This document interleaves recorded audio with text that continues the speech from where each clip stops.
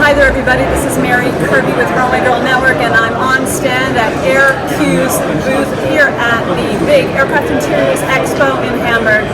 And AERQ has been rather busy since we checked in with them last time. They've launched their AERENA platform on a Discover Airlines A320. It's flying right now. You can fly this aircraft and test out AERENA for yourself. But I stumbled upon a really good interview between AERQ and Corinne Streichert. She is an IFEC expert, so I want to share that interview with you and a little bit of the video that I've taken around this event. So check it out.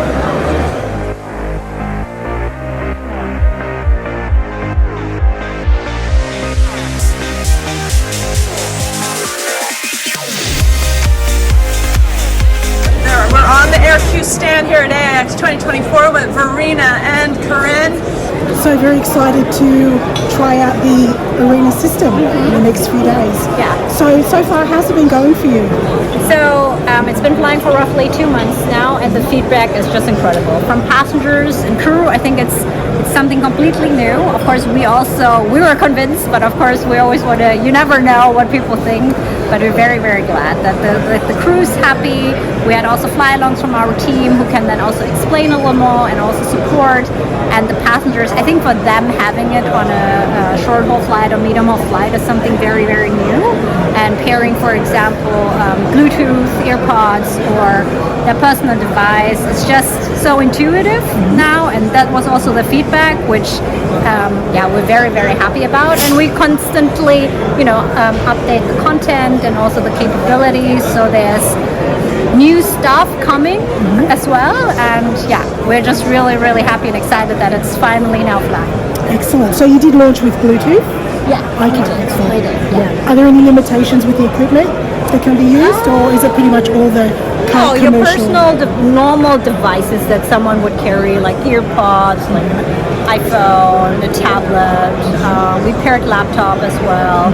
So generally speaking, the usual devices that you would have with you. The content provider for the AERENA system, who's providing that? In this case, it's Touch with Above, and we have a close collaboration with them, so that works very well. And also the content package they currently have flying is also quite large, so people have a lot of variety. Maybe at some point a lot of variety for a shorter flight, but with our system you have personalization. So the nice thing is you don't have to scroll through endless lists of content. You can personalize a little bit, so you get only the relevant content basically provided to you, which is nice. And we have also podcasts, and I think there's a lot of material for just the passengers to enjoy.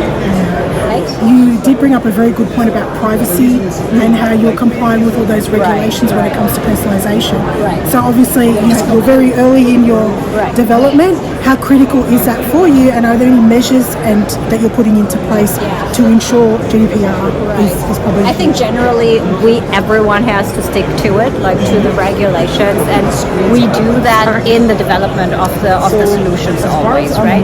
And when we talk personalization, I understand everyone is of course very cautious. I think at this stage, what you put into the system is not it's not very risky. It's more like preferences. I think it's also on the airline side to see how far with personalization. There's a very big stretch, I think, how far you can go. And I think eventually the passenger will also tell the airlines, tell us how far they would like to go, and then we have to see what we have or need to implement. But so far we will always comply to the regulations, and so far there was no negative feedback about it. I think people were just very happy that they can filter and personalize the experience, so they don't get hit with the one fits all offer. So it's actually depending on, for example, your preference in movies. Are you a leisure traveler? Are you a business traveler? So they are like, I think personalization can also be a bit of a simple way of personalization, and that can already bring a lot of added value. It doesn't have to be full-blown where a person gets transparent. Okay, because I know you're obviously talking to a lot of different airlines. Do you feel their vision of personalization is consistent, or different airlines are looking for different things? Because the markets they serve have different requirements. Yeah, and I think generally we also have to explain and educate what's possible from a personalization standpoint. I think generally they like to have it, but we also need to explain, okay, what is possible with AERENA, for example, at this stage, and maybe we also have to find a common ground, right? And with airlines, we always see them as partners, so we have the discussion, and if for whatever reason it doesn't match up, we still will find a way to do it, basically, right? Exciting stuff. I can't wait to try it. Is there anything I should look out for? Any new features? Anything that's kind of new to market, first time? I think generally, I mean, for someone who's so experienced with in-flight entertainment in general and who've been traveling around the world, I think I just want you to sit down, have a nice time on board on Discover, and just experience it. You know, I think the whole experience in itself is very new, so I'm not gonna pick something. Okay. You're just gonna go and do your thing and hopefully enjoy it very much. Fantastic. Excellent. I'm really excited. Yes.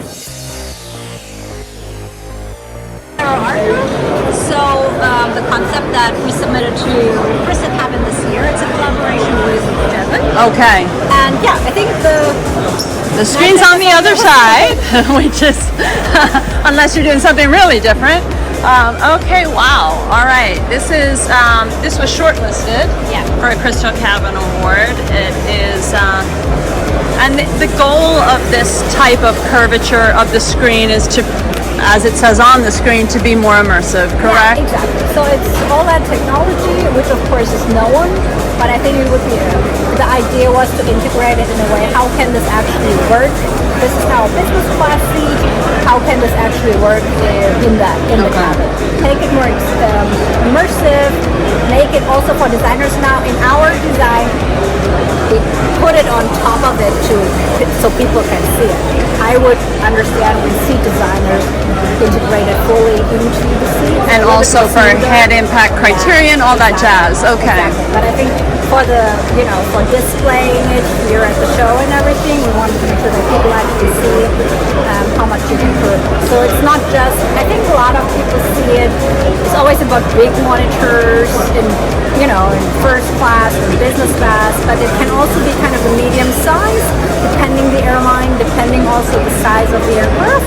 So I think this is a nice concept to just, rethink business class a little bit, or maybe premium economy, depending on, I think this Jevon seat can be used for business class, can be used for premium economy. Okay, perfect.